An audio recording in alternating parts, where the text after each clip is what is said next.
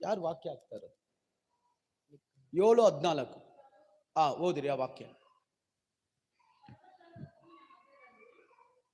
ಫಲವತ್ತಾದ ಭೂಮಿಯ ಮಧ್ಯದಲ್ಲಿ ಕಾಡಿನೊಳಗೆ ಪ್ರತ್ಯೇಕವಾಗಿ ತಂಗುವ ನಿನ್ನ ಜನರನ್ನು, ನಿನ್ನ ಸ್ವಾಸ್ಥ್ಯವಾದ ಹಿಂಡನ್ನು ನಿನ್ನ ಕೋಲಿನಿಂದ ಮೇಯಿಸು.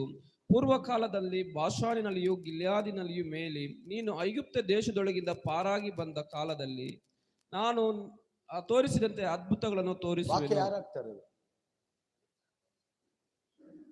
ಮೇಲೆ ಹಾಕಮ್ಮ.